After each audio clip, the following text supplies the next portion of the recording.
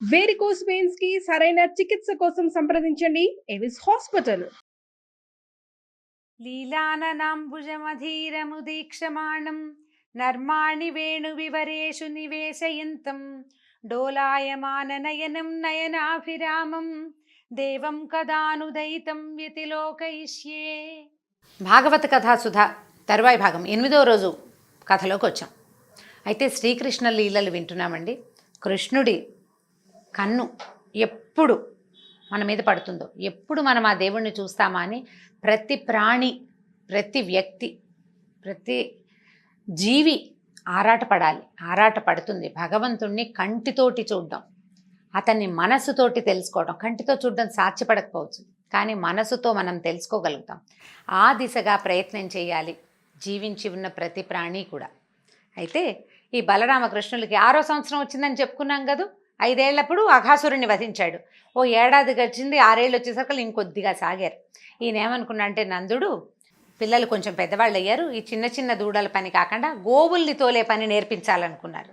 ఇప్పుడు గోవుల్ని తోలే పని అంటే డైరెక్ట్గా ఇంత చిట్టి పిల్లలకి గోవుల్ని అప్పచెప్పరు. పెద్ద పిల్లలు పెద్దవాళ్లతోటి ఆవులు తోలే దగ్గరికి పంపిస్తారనమాట. ఇప్పుడు 5 ఏళ్ల పిల్లాడు ఉన్నంత ఎత్తే ఇంచుమించు ఆవు దోడు ఉంటుంది. 6 ఏళ్ళంటే ఒక రవ సాగుతారు కదా. కొంచెం గోవులు నడుస్తుంటే పక్కకి తప్పుకోవటము అవి కొంత మెలకువలు వస్తాయి.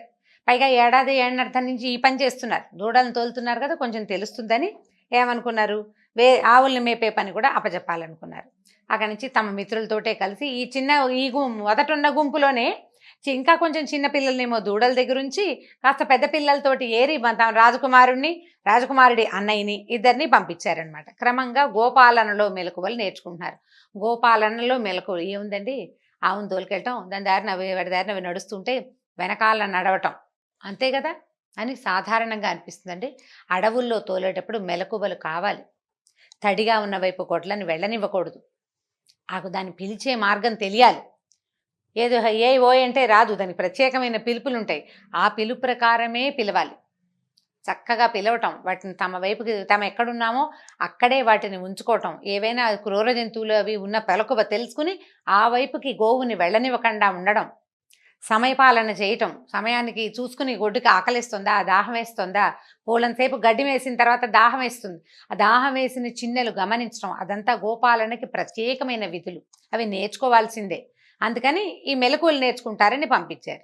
ఈ గోపబాలుడు వీళ్ళు ఏం చేశారంటే, వీళ్ళని గోవర్ధన పర్వతం ఎక్కించటలా, వీళ్ళకు కూడా అడవిలోనే ఒక పక్కకి దూడలను తోలుకెళ్లే మైదానాలు వేరు, ఆవుల్ని తోలే అడవులు వేరనమాట. సరే ఏమైందట, ఈ గోపబాలుడు ఆ పక్కకి వెళ్ళేవాళ్ళు. కృష్ణుడికి కంఠం కూడా చక్కటి గొంతట. మామూలుగా ఆయన వేణువు వాయిస్తుండేవాడు. ఎంత బాగుందో, ఇంకోసారి వాయించని పిల్లలు వింటూ ఉండేవాళ్ళు. అందరి పిల్లల దగ్గర ఉండేవి వేణువులు. వినోదానికి అప్పటికేమి మనకు మళ్ళీ ఫోన్లు ఉన్నాయి, ఏం లేవు కదా. వినోదం, ఆట, సరదా, తర్వాత సంగీతం, వీటిలలోనే రిలాక్స్ అయ్యే పందా ఉండేది అప్పుడు. పిల్లలందరి దగ్గర ఉండేవి. కృష్ణుడిది ఒక ప్రత్యేకమైన బాణి. అసలు ఆయన వేణు వాయిస్తుంటే ఆవులు అటు ఇటు వెళ్ళేవి కాదట. చెవులు దోరబెట్టి ఈయన వైపే చూస్తూ ఉండేవి. ఆయన ఎక్కడుంటే అక్కడికి వచ్చేసేవి. ఆవు కృష్ణుడున్న దగ్గరే ఉండేవట. ఈ పిల్లలు కూడా మైమరిచిపోయి వినేవాళ్ళు. తర్వాత ఒక్కొక్క ఆవుకి ఒక్కొక్క పేరు పెట్టేవాడట ఆయన. మంజులవాణి, మృదుభాషిణి, ఇట్లా చొప్పున ఒక్కొక్క ఆవుని పేరు పెట్టి పిలుస్తుంటే అసలు ఆ పిలిచే పిలుపుకి ఆ పిలుపు తమ కోసమే ఉంటే బాగుండేది అనిపించేదిట. అంత అత్యద్భుతమైన స్వరం, అంత మెస్మరైజింగ్ వాయిస్ అన్నమాట. ఏ ఆవుని పిలుస్తున్నాడో ఆ ఆవు రావటం కాదు, ఇంకొక ఆవు నన్ను పిలవటం లేదేమిటని చూసేదన్నమాట.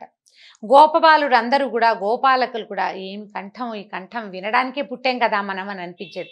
ఆ కంఠస్వరం కూడా అట్లా మేఘ గంభీరమైన కంఠస్వరం, చాలా బాగుండేదట. 6 ఏళ్ల పిల్లవాడి పసివాడి కంఠం కాదు, పిలిచేసరికల్లా ప్రాణాలతో పరిగెత్తుకొచ్చే పంచప్రాణాలు ప్రభువుని చేరాలనిపించేంత అత్యద్భుతమైన పిలుపులు, అంత అద్భుతంగా ఉండేదట. అయితే ఈ గోపబాలుడు తరచుగా వెళ్ళే అడవి పక్కన ఒక పెద్ద తాటితోపు ఉంది. ముందు ఈ వాయించుకున్నారు, ఆడుకున్నారు, యమునలో ఈతలు కొట్టారు. చాలా హడావిడిగా సరదాగా అంతా సాగుతూ ఉంది. రోజుల తరబడి గడుస్తున్నాయి. ఇట్లా ఋతువులు మారుతుంటే, రోజులు మారేసరికల్లా వాతావరణం మారుతూ ఉంటుంది. ఎండగా ఉంది, నీడగా ఉంది, అలా ఉంది, ఇలా ఉంది అని భావిస్తూ ఉంటారు. ఇప్పుడు ఎండ పెరిగింది, రేపటి నుంచి ఎండ పెరుగుతుంది, ఈ కార్తె వచ్చింది, ఇవన్నీ లెక్కలు ఉంటాయి కదా, పల్లెటూరి లెక్కలు. ఇప్పుడు కూడా మనకి పల్లెటూళ్ళల్లో ఆ లెక్కలు ఉన్నాయి.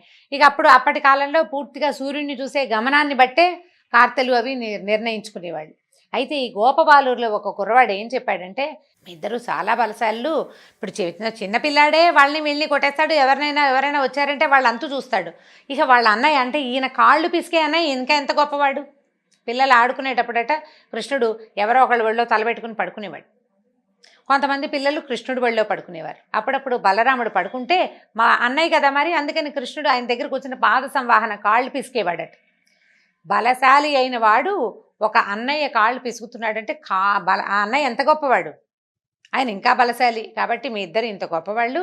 ఈ పక్కనే ఒక తాళ్లతోపు ఒకటి ఉంది, తాడి చెట్లు ఉన్నాయన్నమాట మొత్తం. ఆ తాడి చెట్లలో ఎంత పెద్ద పెద్ద తాటి పళ్ళోట, ఎవరు మానవ మాత్రుడు ప్రవేశించాడు అందులోకి. ఎందుకంటే అక్కడ ధేనుకాసురుడు అని ఒక రాక్షసుడు ఉన్నట్టు. వాడు ఏమిటంటే గాడిద రూపంలో ఉంటాడు. మొత్తం వాడి అనుచరులందరూ గాడిద రూపాల్లోనే ఉంటారు. ఆ వనంలోకి ఒక్క ప్రాణి ప్రవేశించినా విరుసుగు తినేస్తారు వాళ్ళంతా. ఆ తాడి చెట్ల వాసనకి, ఈ వాసన తాటిపళ్ళు మహావాసన వస్తాయండి, రమ్మంటాయి. ఎంత ఘుమఘుమలాడుతుందో. అది పండినప్పుడు ఎంత ఘుమఘమో, కాల్చినాక తింటుంటే కూడా అంతా ఘుమఘమగా ఉంటుంది. మామిడి పళ్ళు కూడా అంత పిల్లవ్వు మన్ని, తాటిపండు అంత ఆకర్షిస్తుంది. పైగా సులువుగా కోసుకోవటం కుదరదు కదా, తాడి చెట్టు ఎక్కాలి లేదా తాటి చెట్టుని ఊపుతారు. అప్పుడు బాగా మిగల పండిన పండు రాలి పడుతుంది అనమాట. కింద పడినా పెద్దగా పాడవదు.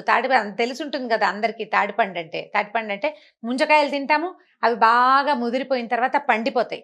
ఈ ముంజలకి బయట ఉండే గుజ్జు ఇలా తినడానికి బాగుంటుంది అన్నమాట, చాలా రుచిగా ఉంటుంది. అయితే వీళ్ళేం చెప్పారు, ఈ గోపబాలూరులో పెద్దవాడైన కుర్రాడు పక్కన ఉన్న తాళ్లతోపులో పెద్ద పెద్ద తాటిపళ్ళు ఉన్నాయి. ఆ తాటిపళ్ళని ఎవరు కోసుకోవడానికి వీల్లేదు. అక్కడ ఉన్న ధేనుకాసురుడు ఎవరిని లోపలికి రానివ్వడు. మీ ఇద్దరు ఇంతమంది రాక్షసులను చంపారు అంటే, తమ్ముడు చంపాడు, అన్నయ్య పక్కనే ఉన్నాడు, అన్నయ్య సహాయం ఉంది కదా. ధేనుకాసురుడు అప్పుడు అన్నయ్య కూడా సహాయం చేశాడు. కాబట్టి నువ్వేం చేస్తావంటే మా మాట విని చక్కగా మీ ఇద్దరు అందులోకి వెళ్ళి కాసిన తాటిపళ్ళు కోసుకొస్తే అందరం కలిసి తిందామన్నారు. ఇది బాగానే ఉంది కదా, తాటిపళ్ళు తేవాలంటే సరే కృష్ణుడు అన్నాడు, భయానికి ఏముంది, అందరం వెళ్దాం పదండి, ఎవరు వస్తారో చూద్దాం అనేసరికి ఉత్సాహంగా ఉంది వీళ్ళకి. తాటి చెట్లని అంటే ఏదైనా పండు ఎవరైనా తెచ్చి పెడితే ఉండే ఉత్సాహంతో పాటు అదొక ఉత్సాహం అయితే, మనమే స్వయంగా కోసుకుని తింటుంటే ఇంకా గొప్ప ఉత్సాహంగా ఉంటుంది. పిల్లలందరూ కొంతమంది పెద్ద పెద్ద పిల్లలంతా బయలుదేరారు, చిన్న పిల్లలు ఇక్కడే కూర్చున్నారు చద్దెనాలు ఆరగిస్తూ. సరే వీళ్ళంతా లోపలికి వెళ్ళేసరికల్లా ఏమైంది, లోపలికి వెళ్ళేసరికి పెద్ద పెద్ద తాడి చెట్లు చాలా పెద్దవి. ఈయన ఏం చేశాడట, ఒక్క తన్ను తన్నేట బలరాముడు ఒక చెట్టుని తన్నేసరికల్లా జల జల జలమని తాటిపళ్ళు పడ్డాయి. పైనుంచి ఏదైనా కిందకి పెడితే పెద్ద మోత అవుతుంది చూడండి, శబ్దం అవుతుంది కదా. పైగా ఈ తన్నిన తాడి చెట్టు, దానికి ఆకులు ఇట్లా బయటికి విస్తారంగా బయటకు వస్తాయి కదా, పక్కనున్న తాటి చెట్టుకు తగిలేసరికల్లా ఈ ఆకుల మోత కూడా చాలా పెద్ద మోత. ఈ పెద్ద మోత అయ్యేసరికల్లా ధేనుకాసురుడు పరిగెత్తుకుంటూ వచ్చేసాడట. ఎవరో వచ్చారు తాళ్లతోపులో. కానీ రావటం ఇతను ఏం చేస్తాడంటే, గాడిద రూపంలో ఉంటాడు కదా, ముందు కాళ్ళతోటి శక్తి ఉండదు, గాడిద వెనక్కి తిరిగి వెనకాళ్ళతోటి తంతుంది. వెనక్కి తిరిగి ఈ బలరాముడిని తన్నబోయాడట. ఎప్పుడైతే వెనక్కి తిరిగి కాళ్ళు తన వైపు లేచాయో బలరాముడు ఊరుకుంటాడు. ఈయన ఏం చేస్తాడు, అంతకంటే వేగంగా కదిలి 2 కాళ్ళని ఒక చేత్తో పట్టుకున్నాడట. ఇట్లా పట్టుకోవటం ఏమిటి, గాల్లో గిర గిర గిర గిర తిప్పేశాడు. అపరిమితమైన బలశాలి బలరాముడు, చాలా బలంగా ఉంటాడు. 6 ఏళ్ల పిల్లాడంటే ఎంత ఉంటాడు, గాడిదంత ఎత్తుంటాడేమో అంతే. అయినా పట్టుకున్నాడు. ఈ తిప్పేసరికల్లా ఈ తిప్పిన విసురుకే అతని ప్రాణం పోయింది. ఈ చేతిలో ఉన్నటువంటి రాక్షసుడి శరీరాన్ని ఒక తాడి చెట్టుకేసి విసిరి కొట్టాడట. కొట్టేసరికల్లా ఆ తాడి, ఇతని మహాకాయం, ఇది వెళ్ళి తగలంగానే ఆ తాడి చెట్టు విరిగి పక్క తాడి చెట్టు మీద పడింది. పళ్ళు జలజల రాలినాయి. ఇది పోయి 2వ చెట్టు, ఆ 2వ చెట్టు పోయి 3వ చెట్టు మీద పడి వరుసగా ఒక చెట్టు మీద ఒక చెట్టు పడి చెట్లన్నీ కూలిపోయింది. ఈ గలాభాకి ఎప్పుడైతే ఈ చావు కేక పెట్టిన రాక్షసుడు కాళ్ళు పట్టుకుని తిప్పేసరికల్లా వాడు కామ్గా ఎందుకుంటాడు, పెద్ద పెద్ద కేకలు పెట్టాడు. ఓండ్ర, గాడిద ఓండ్ర పెడుతుంది కదా, ఆ ఓండ్ర అది కూడా చావు కేకలాగా వినపడేసరికి ఆ లోపల ఉన్న రాక్షసులందరూ గాడిదల రూపాల్లో బయటకు వచ్చేసారు. వస్తే ఇంకేముంది, ఇద్దరు కలిసి దొరికిన వాడిని దొరికినట్టు కొట్టారు. కృష్ణుడు బలరాముడు కూడా. ధేనుకాసురుడు బలరాముడి చేతిలోనే మరణించాడు. ఆ తర్వాత ఇదేమిది, తాడి చెట్టు పోయి ఇంకో దాని మీద పడింది. వరుసగా ఒక్కో చెట్టు పడిపోయినాయి. వీళ్ళంతా వచ్చిన వాళ్ళని ఇద్దరు వాళ్ళ మీద పడ్డ. వీళ్ళకి ఏంటంటే వాటికి వచ్చింది గాడిదలు కాబట్టి వెనక్కి తిరిగి వెనకాళ్లతోటే యుద్ధం చేయగలవు. ఆ కాళ్ళు ఎత్తినప్పుడు తమ కాళ్ళని ఎవడైనా పట్టుకుంటున్నారేమో వెనకాల ఉన్నవాడు అనే ధ్యాస ఉండదు, వాటికి తెలీదు. ఈ కాళ్ళతో తనగలవు. ఇక వెనక్కి తిరిగిన ప్రతి గాడిద కాళ్ళు పట్టుకోవటము, విసిరి కొట్టేయటమే వీళ్ళు. తాడి చెట్లన్నీ విరక్కొట్టేశారు. మొత్తం తాటి చెట్ల మీద ఉన్న పళ్ళన్నీ కింద పడిపోయినాయి. మొత్తం తాటి చెట్లు ఒకదాని మీద ఒకటి పడితే ఉంది, తలకాయలు విరిగిపోతాయి కదా. తాళ్లవనం ఖాళీ అయిపోయిందట. ఇక ఈ కనబడిన పళ్ళు పిల్లలు కాల్చుకుని తిన్నారు, పచ్చివి తిన్నారు, మోసుకొచ్చారు. కొన్ని గోవుల మీద వాటిని మోయండి ప్లీజ్ అని బతిమలాడి కొన్ని ఆవుల మీద కూడా వేసుకుని ఇళ్ళకు కూడా తెచ్చుకున్నారు. ఈ రకంగా ధేనుకాసురుని సంహరించేశారు ఇద్దరు కలిసి.